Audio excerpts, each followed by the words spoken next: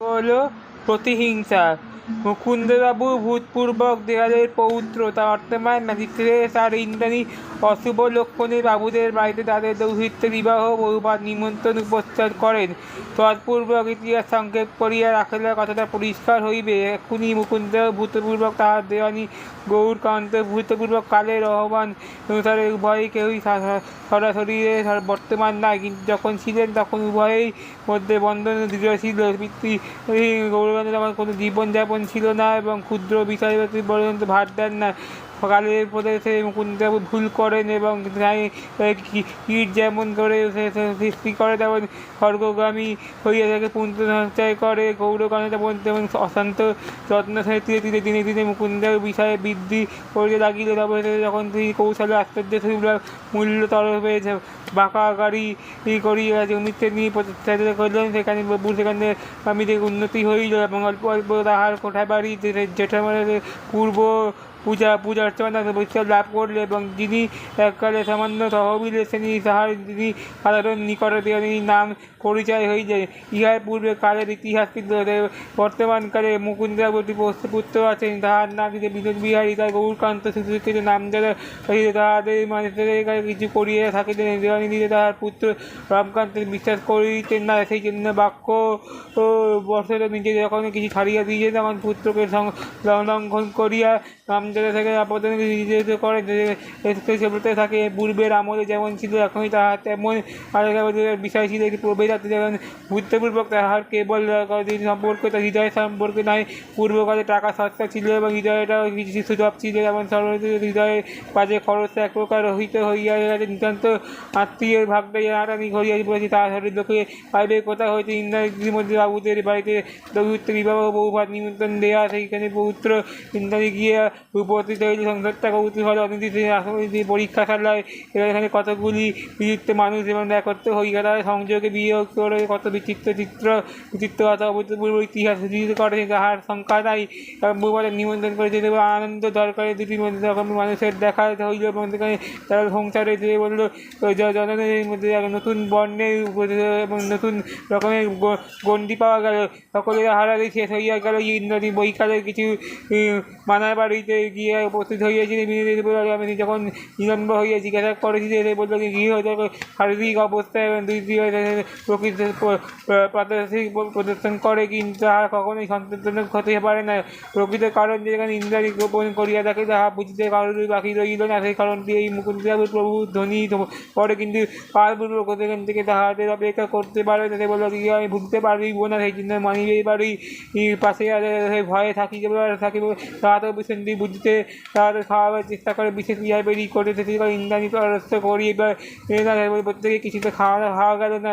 এইবারে মুকুন্দবাবু গৌরকান্ত বর্তমান কুষ্ঠিলগ্ন এরা অপেক্ষা বৃহত্তর বিরক্ত থেকে এই ঘটনাটা এখানে উল্লেখ পাওয়া হতে পারে। ইন্দ্রাণী দেখিতে বড় সুন্দর ছিল, আমাদের ভাষায় সুন্দর আপনি যেহেতু প্রসিদ্ধ ছিল সেই অধিকাংশ সারেই খাটে না, কিন্তু ইন্দ্রাণীকে খাটে। কিন্তু ইন্দ্রাণী যাতে আপনার মধ্যে যে প্রবল বেগ থাকে, প্রখর জ্বালা থাকে এবং সহজ কথার দ্বারা অটল গম্ভীর সাধারণ বজায় থাকে বিদ্যুতের সেই আপনি যেখান থেকে চিত্রকারে যে নিষিদ্ধ হইয়া গেছে, এখন তাহার পদার্থ নিষিদ্ধ। এই সুন্দরীকে মেয়েটিকে দেখিয়ে মুকুন্দবাবু তাহার পুত্র চাহিদা বিবাহ করিয়া দেবেন এবং নিকটে উপস্থিত হইয়াছে পুরোহিত গৌরকান্ত।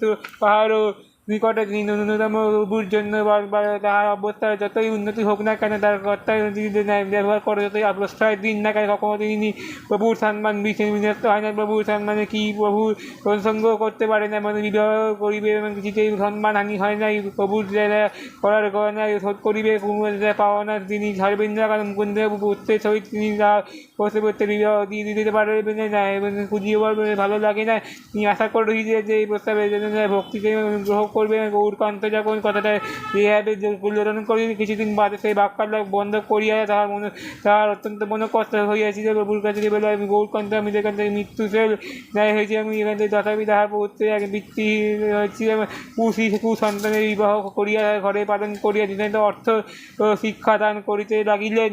এইখানে ইন্দ্রাণী যখন প্রভু গিয়ে গিয়া হাজির করিল তখন বলিল, আজকে আমি অন্তঃকরণ বলে উদ্বেগ হইয়া গেল।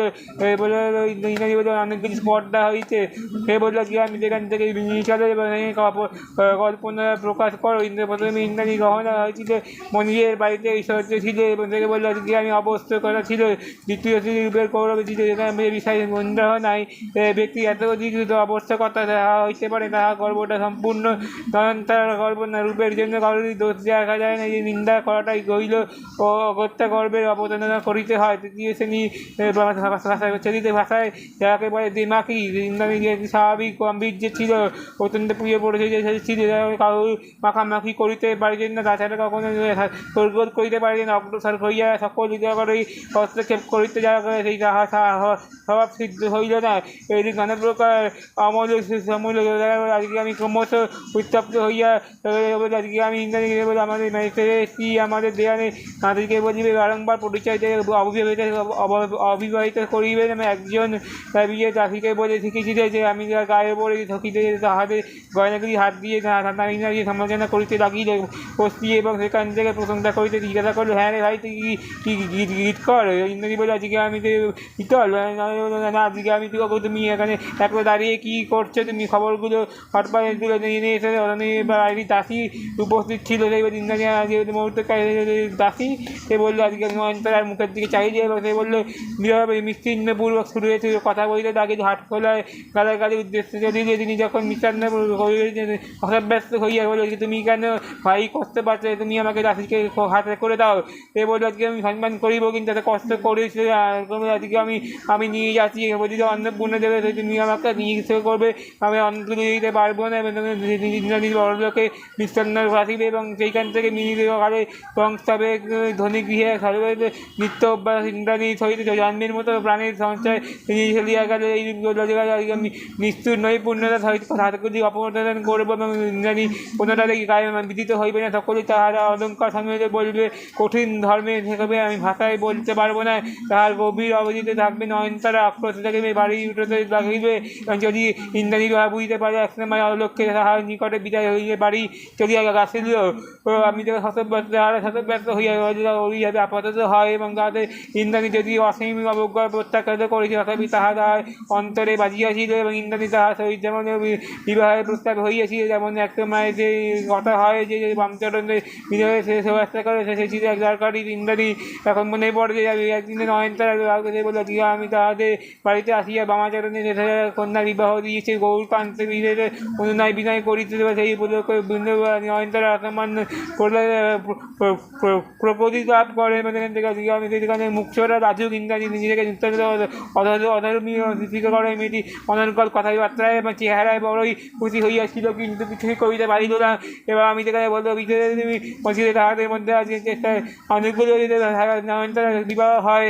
এই সকল কথা মনে হলে ইন্দ্রাণী যে কোনো সন্তান পাওয়ান না, বরং আপনার আরও বেশি করিয়া বাড়িতে লাগিয়ে যে মহাভারতে বর্ণিত দেবযানী এবং শর্মিষ্ঠার কথা মনে পড়ে থাকবে, যে তিনি যখন তাহার প্রভু কন্যা শর্মিষ্ঠার দর্পচূর্ণ করিয়া তাহাকে দাসী করিয়াছিল তখন দিয়ে বললো আজকে আমি যৎপূর্ব বিধা হইব না। এক সময় ছিল যখন তুমি সে সময় শুক্রাচার্য ন্যায় সে বর্গ ছিল, সেখান থেকে আজকে আমি তাহার বিধানের আবশ্যক ছিল। তিনি ইচ্ছা করতে হয় যে মুকুন্দের প্রধানিত করিতে পারিবে, তিনি মুকুন্দের বিষয় সম্পত্তিকে উন্নতি চরম শিখরে নিয়ে যাবে।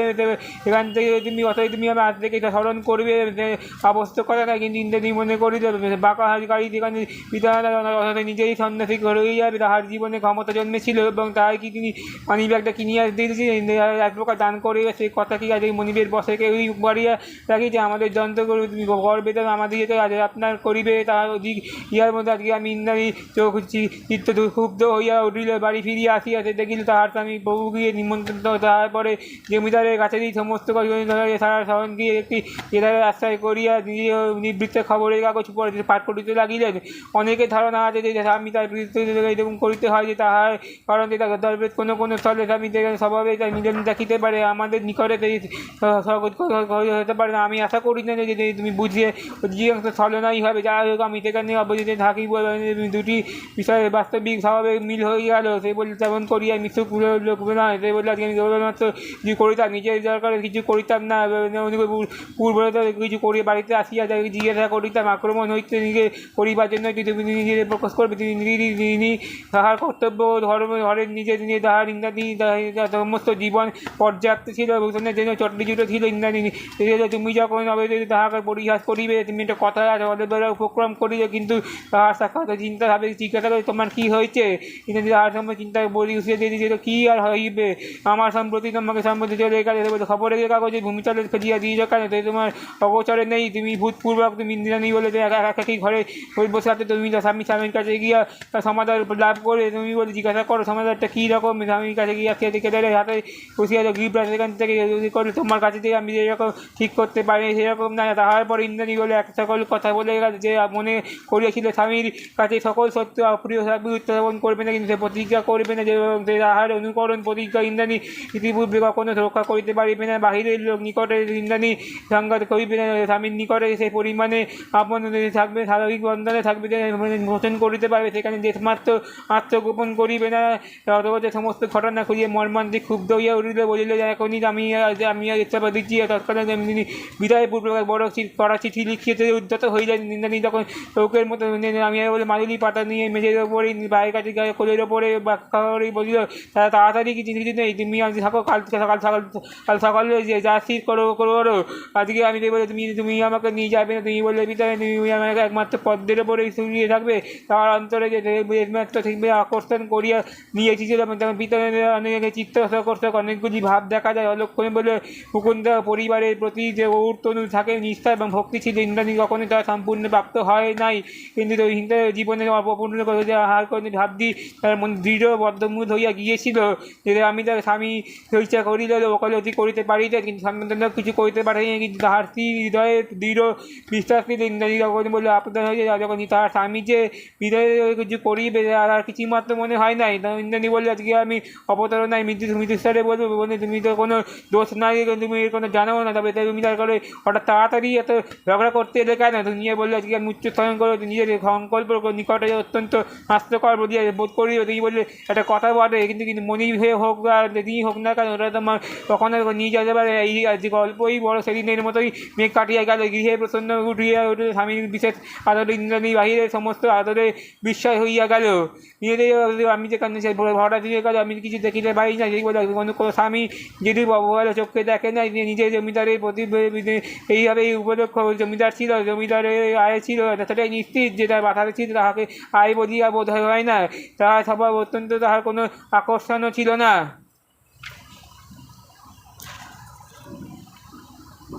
বিহারের ইচ্ছে ছিল একটা সবাই তুমি থাকবে এবং কল্পনা করিয়া তুমি এক রাত্রির মধ্যেই ভাণ্ডারে প্রবেশ করিবে, এবং সেই জন্য নানা লোকে পরামর্শ করিবে এবং গোপনে তারা নানা রকমের আজগুবি ব্যবসায়ী হস্তক্ষেপ করিবে। যাদের কোনো স্থির হয় না যে দেশের সমস্ত বাবলা গাছের সাথে গরুর থাকা থাকিবে, কখনো পরামর্শ হইতো সুন্দরবনে সমস্ত মধুচক্র আহরণ করিত, কখনো লোক পাঠাইবে পশ্চিম নিয়ে চলে গেল কানগুলি। যখন আজকে আমি ওটু থেকেই ব্যবসায়ী করিতাম যখন আয়োজন ছিল, তুমি মনে মনে চিন্তা করো যে তুমি লোকে যখন শুনে নিবে হাসিবে তুমি তার প্রকাশ করিতে যাইবে না।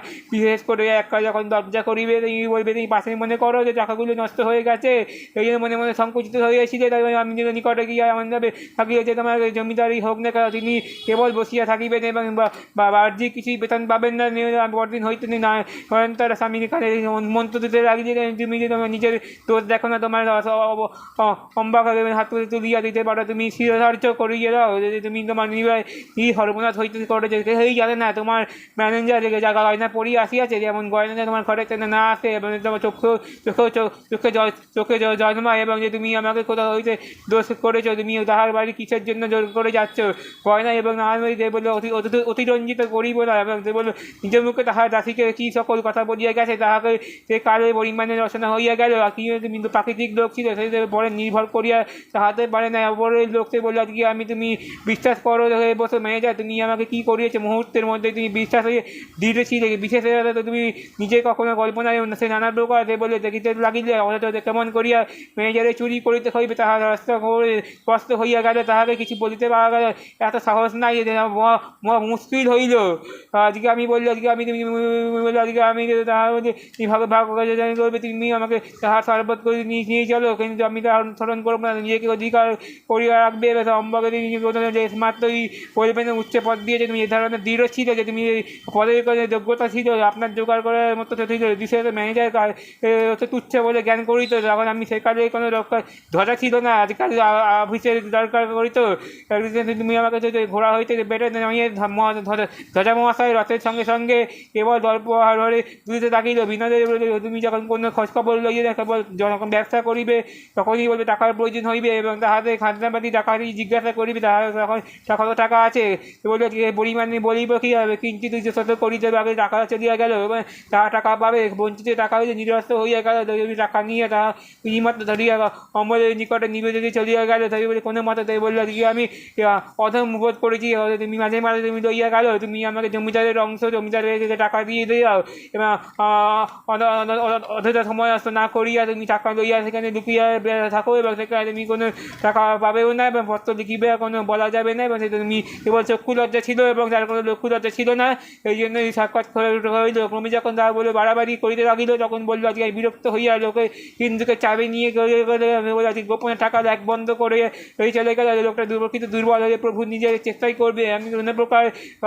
কল খাড়িতে পারিবে না, আমাদের বৃথা চেষ্টা করছে, তুমি অলক্ষী যাহা সাহায্যে হিন্দুকে চাইবে তখন বলবে রাখিবে না, বরং নিজের বিপরীতে হইবে, তুমি সে সকল কথাই মনে বইবে, তুমি কথা বিনয় করবে না। তুমি এমন সময় নয়নতারা যখন জিজ্ঞাসা করে তোমার সন্দেহে জন্মানোর কারণ কি, তখন বলবে আজকে আমি একে একে নিমন্ত্রণ করছি চাকরিতে যাবে সম্বন্ধে, তুমি যখন তুমি রামাচরণকে তাহাকে প্রধান চর করিয়া যাইল, তুমি আমাকে দেহারি কালপুর বা বর্ষবর্তী জিজ্ঞাসা করিবে, হস্তক্ষেপ করিবে, বা তুমি আমাকে অনেকে জমি অপহরণও করিয়াছিল, কিছু অধিকারও করবে, তুমি প্রভুত্ব করবে না, মকদ্দমা করিবে, উদ্ধারণ করবে, যথাসাধ্য অফিসের চেষ্টা করিবে, বলে যে তুমি প্রভুর চেষ্টা আকর্ষণ করো এবং বস্ত্র বুঝিতে যাবে, নিশ্চয়ই কথা হবে, কিন্তু ঘুষ নিও না এবং তুমি অগ্রসর করো, এবং তুমি নিজে বিশ্বাস করিবে যাহার এই ক্ষমতা আছে সেটা ঘুষও নেয় না, সেটা মরিয়া গেলেও বিশ্বাস হইবে। এইরূপ গোপন করিয়া মুখে নিয়তে শিখিয়া বাড়িয়া চলে লাগিল, কিন্তু প্রত্যক্ষ কোনো উপায় অবলম্বন করিতে পারিল না। এক চক্ষু দ্বিতীয় চক্ষুর পাশে সমস্ত বিচারণ তাহার কোনো অনিষ্ট হইল না। অবশেষে আমির কাছে কাপড় সই জ্বালিয়া দিনের অজ্ঞাসারে একদিন ব্রহ্মচরণকে ডাকিয়া বলিল, আড়ম্বর করিয়া তোমাকে আর রাখে থাকতে হবে না, তুমি রামাচরণকে সমস্ত হিসাব বুঝিয়ে দিয়ে চলে যাও। আমি দেখো তুমি আমাকে তুমি পূর্বেই তুমি আমাকে অভ্যেস করিয়াছ, তুমি কথায় যেমন করিয়া আশ্চর্য হয়, তাহলে তুমি নিকটে গিয়া জিজ্ঞাসা করিবে আমাকে কি আপনি কিছু করতে বলিয়াছিলেন, তুমি চাইবে না। বিজয় শতব্যস্ত হইয়া জিজ্ঞাসা করলো, তুমি বললে পুনর্বার জিজ্ঞাসা করো এবং তুমি আপনার কোনো রকমের সন্দেহ করে যে তুমি আমাকে অভিপ্রায় করিবে, তুমি কিছু মাত্র করবে না, নয়নতারা ঘটিয়া করিবে, তুমি আমাকে উল্লেখ মাত্র করিবে, তুমি চলিয়া গেলে বাড়িতে ইন্দ্রাণীকে কিছু বলা গেল না, এইভাবে কিছুদিন গেল। এমন সময় বললে আমি চলিয়ে গেলে সতর্ক আমি চলিয়ে গেলে অনেকদিন অফিসে যাই, সেই সময় সতর্ক খাটিয়ে দেয়, অন্যের দরকারে ভিড় করতে যায়, সেই একদিন যখন সকলে জিজ্ঞাসা করে অফিসে যাই জিজ্ঞাসা করে যে সেদিন কেউ কথায় প্রত্যাশা করে নাই, এই বলে আজকে আমি কী করিতে লাগবে, আপনি বাড়ি যান, এখন শরীর ভালো নেই, আপনি নিজের ডেস্কে বসে ঘুমোন, আপনার এখান থেকেই অস্থির করিয়া উঠবে, অত্যন্ত অতিরিক্ত মনোযোগের সহিত যে কিছু করিতে লাগিল। এমন ডেস্ক খুঁজিয়া জিজ্ঞাসা করলে একখানা কাগজ দাও এবং সকলকে নিজে জিজ্ঞাসা করো যে কী তুমি সকলকে আকাশ হইতে পড়িলে, এবং সে বললো যে তুমি কিছু স্থির করিতে পারিবে না।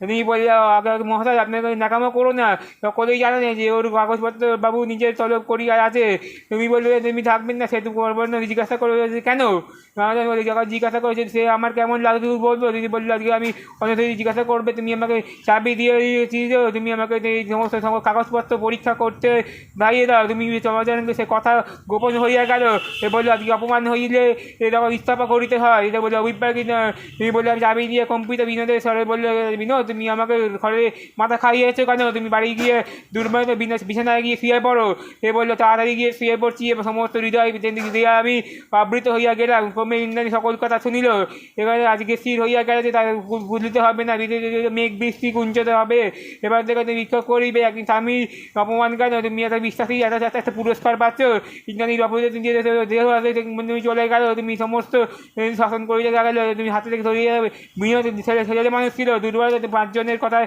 তার কথা মন বিগড়ে গেছে।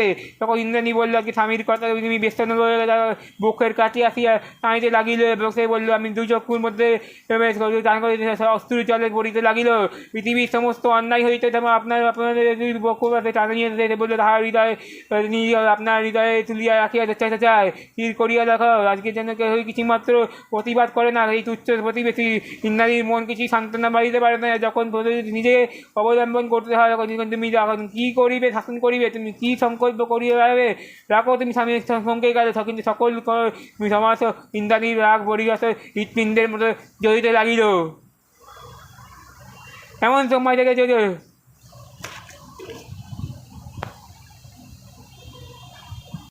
যতীনের জুতো, যতীনের নতুন জুতো কিনিয়ে এনে বলে এবার যদি অমন করে জুতো নষ্ট করার কোনো দিন তোমাকে জুতো কিনে দিতে পারবো না।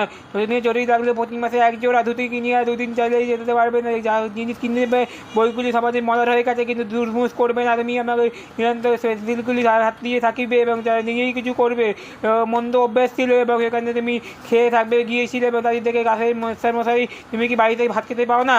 নতুন চটি পরে প্রথম দিনে স্কুলে যাওয়া যেতে সাবধানে রইলে পাশে ছিঁড়ে যায়, সিঁড়ি দিকে যদি আস্তে আস্তে নামে যায় চৌকার যদি বারান্দায় লাগে তুমি ছিট করে খায়। তুমি আমাকে 2 দিন পর আবার নিয়ে যাও চটির কাছে, সে দৃঢ় নেমে যেতে লাগলো।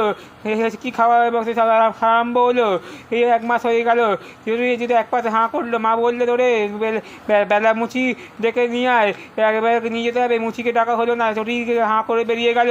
একটা জিনিসের যতদিন যেতে খুব ইচ্ছা করতো সেটা হচ্ছে ঘুড়ি। সেই ঘুড়িটা তার মানে যতদিন থাকবে, যতদিন ইচ্ছা করবে তুমি খাওয়াতে পারবে। খেলার সময় এটা পাবে ঘুড়ি আর কাটাতে ঘুড়ি কত সময় লাগে যারা খেতে পারে না। এবং সে বললো আজকে আমি মায়ের সেটাইয়ের বাক্স থেকে ঘুড়ি আরম্ভ করিবে খাওয়া দাওয়া। বলে ঠিক এই যতীনের স্কুলে যেতে বাড়িতে ফিরে ভয় ভয়ে পাশে নতুন কিছু কাপড় জামা অনেকখানি চিড়ে যেতে পারে, বই রেখে তুমি চটি নিয়ে যেতে পারো। তুমি আমাকে নিয়ে গেছো, মুশকিল হলো। তুমি আমাকে তার সময় হলো আজকে আমি এই তোমার 2 দিনের সিঁড়ি নিয়ে গেলে তুমি শেষকালে কী বলে তুমি সমস্ত দাঁত বের করে ভেঙিতে লাগিল। সে বললো আজকে 3টে সিঁড়ি ভাঙিয়ে গেল। আপনি বললো আজকে আমি চলে গেল। সে বললো সেই দিয়ে আমি শূন্যের ওপরে কোথায় যে চটি ঠিকানা নেই। ছুটতে ছুটতে ছুটতে চটি থামলো।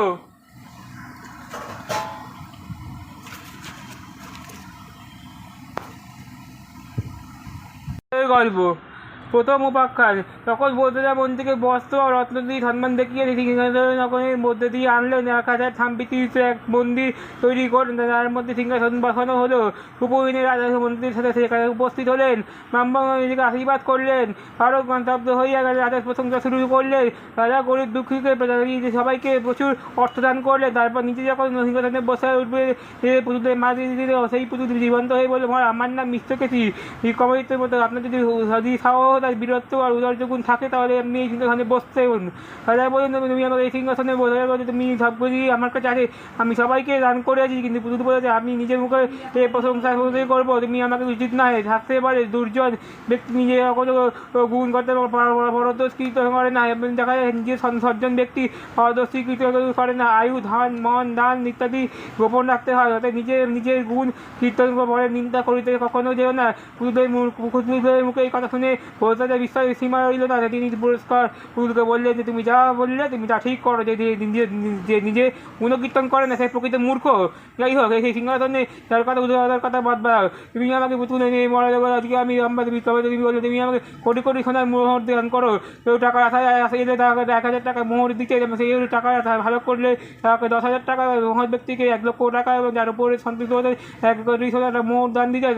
আপনার যদি কোনো রকম গুণ থাকে তাহলে আপনি সিংহাসনে বসুন। পুতুলের কথা শুনে পড়ে দাঁড়িয়ে রয়েছে, কিছু বলার পরে দাম করা যাতে মোহর পাবেন কোথায়, সেদিন সিংহাসনে বসা হলো না। পরের গল্প। সিংহাসনে পরদিন সিংহাসনে বসতে গেলেন, পুতুলের পাল দিলেন এবং সেই পুতুল দিগন্ত বললো, মহারাজ আমার নাম প্রভাবতী, আপনার যদি বিক্রমাদিত্যের মধ্যে ধৈর্য গুণ থাকে তাহলে আপনি সিংহাসনে বসুন। সে ভদ্রতা বলেন, এই বিক্রমাদিত্য কী রকম ধৈর্য গুণ তা ছিল আমাকে বলো। পুতুল বললো, মহারাজ আমাকে সেই বললো রাজ্য পরিচালনা করতে চাকরদের বললে যে তোমরা হচ্ছে তুমি পৃথিবী ভ্রমণ করে বের হও, এমন যেখানে আশ্চর্য জিনিস দেখবে আমার কাছে নিয়ে আসে বলবে, আমি তখনই সেখানে চলে যাবো। ঝড়ের বললো বেরিয়ে গেল। কিছুদিন পর শহরে এসে বললো, মহারাজ আমি চিত্রকূট পাহাড়ের কাছে তপবনের এক দেবালয় আছে, সেখানে পাহাড়ের থেকে পরিষ্কার জলের ধারা নেমে আসতে, এই জলে স্নান করলে সব পাপ ধুয়ে যায়। আর একজন ব্যক্তি আছে, তিনি জোর সম্পূর্ণ জল স্নান করে, অথচ তুমি এর কিছু করছো, কেউ জানে না, কারণ রোজ গন্ডের জন্য সাইজ জিপি করে কারোর সাথে কথা বলা না, এরকম কিছু করবে যিনি তো করবে। এবার তুমি আমাকে কৌতূহল হলো, আমি চলে লেগে যাবে, তার কাছে আনন্দের সীমা রইল না। তিনি বললেন যে এই বলে আজকে আমি এরকম জগদম্বা থাকবে, সেই শান্তি যা পূর্ণ হয়। আর তখন বলে আকাশ থেকে আসার জলে স্নান করে প্রণাম করে, এবং তারপর সেই বলে তুমি আপনি যেখানে কত বছরে পূর্ণ করছেন, আমার মধ্যে সপ্তর্ষি মণ্ডলের দেবতা নক্ষত্র ছিল, আমি যে সেই হোম করেই সপ্তর্ষি মণ্ডলের নক্ষত্র অবস্থিত, এই আমি 100 বছর পূর্ণ হয়ে গেছে, তবুও দেবতা আমার খুশি হন নাই। বিক্রমাদিত্য বলে আমি স্বয়ং দেবরাজকে স্মরণ করিয়া বলেছি নিজে আহ্বান করবে, তুমি আমাকে তাদের কোনো প্রসন্ন হও না। তখন বললে আমি কি দেবী, তুমি কি প্রসন্ন করবার আমি আমার কোনো মাথা তোমার দেবো? এই বলে আমি যখন নিজের গলায় খড়গ বসাতে গেলে আপনি যে বললে আজকে হাত নিয়ে যাচ্ছে, আমি দেখালে বসে আমি প্রসন্ন হয়েছি, তুমি বর চাও বলে তুমি আমাকে তুমি প্রসন্ন হয়েছে, তুমি আমাকে এত করবে, তুমি দেখি বলে তুমি আমাকে তুমি কোনো ঠিক কথা বলছো, তুমি তেমন কোনো একাগ্রতা নেই। এই জন্য আজকে আমি পারিনি, তুমি আমাকে তুমি আঙুলের কথা দিয়ে তুমি জব করতে হয়, এবং যে জব বাস্তবিক করবে সেই বিফল হয়, এবং দেখো কাঠ পাথর মাটির পুতুল দেখবে বাস করবে, মনে ভাব দেবতাদের বলতে থাকবে মনে পছন্দ পূর্ণ করো, আর নিজের দরকার ফিরে এলে বললে আপনার বলে তুমি ধৈর্য গুণ আগে করে থাকে, তাহলে আপনি সিংহাসনে রাজা চুপ করে বসে রইলেন। দ্বিতীয় গল্প, পরদিন আবার সিংহাসনে বসে জিজ্ঞাসা করলেন মাথায় বাড়ি সেই পুতুল বলে আমার নাম সুপ্রভা, আমাকে কি রাজা বিক্রমাদিত্য আপনার আপন পর ভেদ থাকে, তবে সেই সিংহাসনে বসুন। বলতে বলে কি রাজার আপন পর ভেদের কথা বলো। পুরী বলে একদিন বিক্রমাদিত্য চিন্তা করলেন যে সেই সিংহাসনে বসে যারা আসর করবে, তুমি আমাকে ঠিক নেই, তুমি আমাকে সেই অর্থ দান করবে, ভোগ করবে, তাহলে সেই উপার্জন করবে। সেই বলে সৎপাত্রে ধানই একমাত্র উপায়, অর্থ হয়, ভোগ হয়, নয় করতে হয়, এবং কোনোটাই কোনো বিপদ বিনাশ নয়। জলাশয়ে যে জল সঞ্চিত থাকে সেই পর্ব দান করলে সেই জন্য উপার্জন টাকা দান করে। এইভাবে সে বললো যজ্ঞের অনুষ্ঠান করবে, শিল্পী সৌন্দর্য থাকে, সেরকম ব্যক্তি থাকে, দেবতা মুনি যোগ করে সকলকে নিমন্ত্রণ করতে গেলে সে বলে নিমন্ত্রণ করবে, তুমি আমাকে সেই নিয়ে যাবে, তুমি আমাকে তুমি নিমন্ত্রণ করতে গেলে এসেছি। এইবারে পুষ্পাঞ্জলি দিয়ে কিছুক্ষণ যেখানে বাস করতে হয়েছে, কেউ যখন কিছু কোনো উত্তর দিলেন না, অবশেষে বললে বামন সরে দাঁড়াইতে এবং সমুদ্র সাধুতে বেশ করতে লাগলেন। বলে বিক্রমাদিত্য আমাকে তোমাকে পাঠিয়েছি, আমি একটা সম্মানিত হলাম যে তুমি আমাকে বন্ধুত্ব নষ্ট হয়ে গেল, কিন্তু কারোর কাছে আবার ভুল নয় যে তুমি আমাকে তার প্রতি ভালোবাসা কম নয়, আমার কতগুলি দরকার। আমি এই যোগ্য ব্যয়ের জন্য চাকরটিকে রত্ন দিলাম, এই প্রথম তুমি ধনরত্ন দ্বিতীয়টির সাহায্যে খাদ্যদ্রব্য পাওয়া যায়, তৃতীয়টির সাহায্যে ঘোড়া এবং সৈন্য পাওয়া যায়, চতুর্থীর সাহায্যে অলঙ্কার পাওয়া যায়। তারপর বলো তুমি চতুর্থী জিজ্ঞাসা করে তুমি আমাকে যোগ্য শেষ হয়ে গেছে, এবং বললো কি আমি তুমি আমাকে কিছুতেই বাকি নেই, তুমি কিন্তু ব্রাহ্মণকে কী দেবে, তুমি বলবে আজকে আমি তুমি জাতির মধ্যে নাকি আমাকে সেটা দাও। এমন বললেন আমি বাড়ি গিয়ে একবার সবাইকে জিজ্ঞাসা করে আসি। রাজা বললেন আমি তবে তাই করো। এমন বাড়ি গিয়ে সব কথা বলে তুমি সেটা বলে যে রত্নের সাহায্যে সৈন্য পাওয়া যায় সেটা নিন, কারণ তাহলে তুমি সুখী হবে। তার স্ত্রী বললেন যে ওই রাজার কাছে তুমি খাদ্য পাওয়া গেছে সেটা তুমি নাও, কারণ খাবারের জন্যই সবাই বেঁচে থাকে। আর বুঝতে বলতে বলে তুমি রত্নের সাহায্যে অলঙ্কার পাওয়া যায় সেটা তুমি, কারণ অলঙ্কারের সাহায্যে তুমি পৃথিবীলাভ করে যায়। ব্রাহ্মণ নিজে বলে যে রত্নের সাহায্যে ধন পাওয়া যায় সেটা নয়, আর নেওয়া উচিত, কারণ ধন পাওয়া গেলে হয়। ব্রাহ্মণ তখন নিজের কথা বললে চারজনের মতোই কথা রইল, তুমি চারটির কথাই দান করে বুঝি বললেন। গল্প করে বলে মারা যায়, আপনি যদি দাতা হলেন তাহলে এই সিংহাসনে বসুন। বলতে মাথা নিচু করে চুপ করে বসে রইলেন।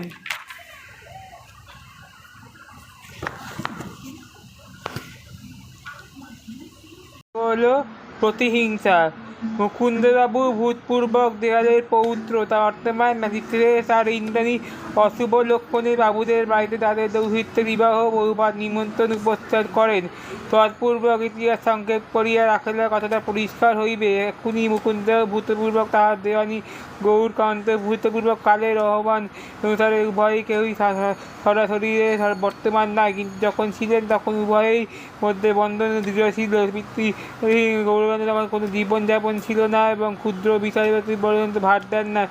কালের প্রদেশে মুকুন্দবাবু ভুল করেন এবং কীট যেমন করে সৃষ্টি করে তেমন স্বর্গগামী হইয়া থাকে পুণ্য সঞ্চয় করে গৌরগণে তেমন অশান্ত যত্ন ধীরে ধীরে দিনে দিনে মুকুন্দের বিষয়ে বৃদ্ধি করিতে লাগিল। তবে যখন তিনি কৌশলে আশ্চর্য মূল্যতর হয়েছে বাঁকা গাড়ি করিয়া জমিতে নিয়ে প্রতিষ্ঠা করলেন, সেখানে সেখানে স্বামীদের উন্নতি হইল এবং অল্প অল্প তাহার কোঠা বাড়ি জেঠামানের পূর্ব পূজা অর্চনা বৈশাখ লাভ করলে এবং যিনি এককালে সামান্য তহবিল শ্রেণী তাহার যিনি সাধারণ নিকটে নাম পরিচয় হয়ে যায়।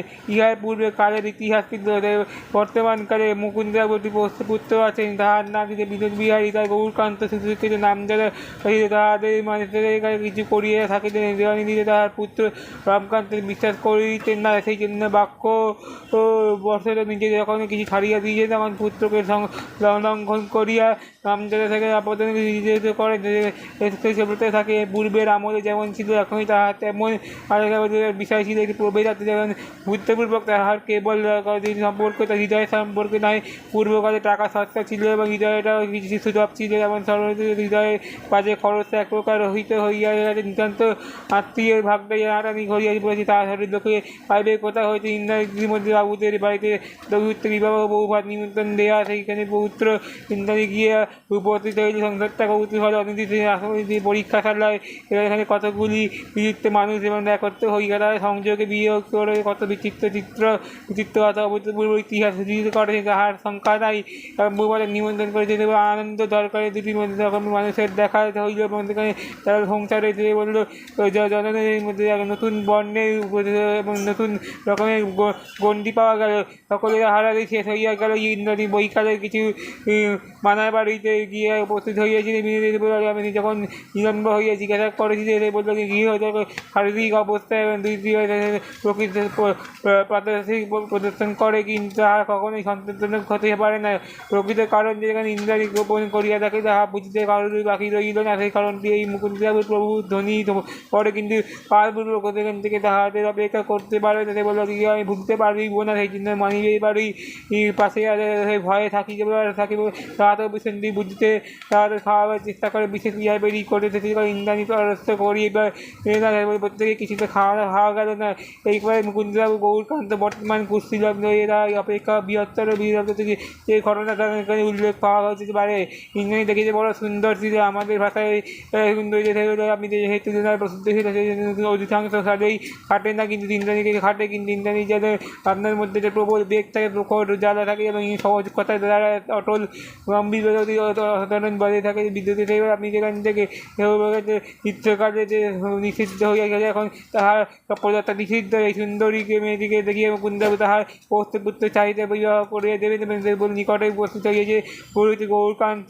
পাহাড়ও নিকটে ন্যূনতম প্রভুর জন্য তাহার অবস্থায় যতই উন্নতি হোক না কেন, তার কর্তায় ব্যবহার করে যতই প্রশ্রয় দিন না কেন, কখনো তিনি প্রভুর সম্মান বিনষ্ট হয় না। প্রভুর সম্মানে কি প্রভু প্রসঙ্গ করতে পারে না, মানে বিবাহ করিবে এবং কিছুতেই সম্মানহানি হয় নাই। প্রভুর যারা করার গয়না শোধ করিবে, পাওনা তিনি ছাড়বেন না, কারণ মুকুন্দবাবু পুত্রের সহিত তিনি পড়তে বিবাহ দিয়ে দিতে পারবেন না এবং খুঁজিয়ে ভালো লাগে না। তিনি আশা করি যে এই প্রস্তাবের জন্য ভক্তিকে গ্রহ করবে।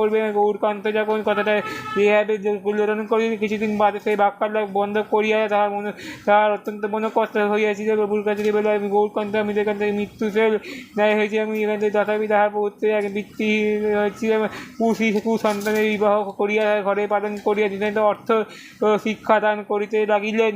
এইখানে বোঝাতে ইন্দ্রাণী যখন প্রভু গিয়ে আগিয়া হাজির করিল, তখন বলে আজকে আমি অন্তঃকরণে বলে উদ্বেলিত হইয়া গেল। বলে ইন্দ্রাণী বলে অনেক কিছু স্পর্ধা হইতে। সে বললো কি আমি যেখান থেকে কল্পনা প্রকাশ করো। প্রথমে ইন্দ্রাণী গহনা হয়েছিল মনিরের বাড়িতে ঐশ্বর্য ছিল এবং থেকে বললো আজকে আমি অবস্থ করা ছিল। দ্বিতীয় রূপের কৌরব ছিল, যেখানে বিষয় সন্দেহ নাই ব্যক্তি এত অধিক আবশ্যকতা তাহা হইতে পারে, তাহা গর্বটা সম্পূর্ণ তার গর্ব না। রূপের জন্য কারোরই দোষ দেখা যায় না, যে নিন্দা করাটাই গইল ও অগত্যা গর্বের অবতারণা করিতে হয়। তৃতীয় শ্রেণী ভাষায় যাকে বলে দিমাকি, স্বাভাবিক গম্ভীর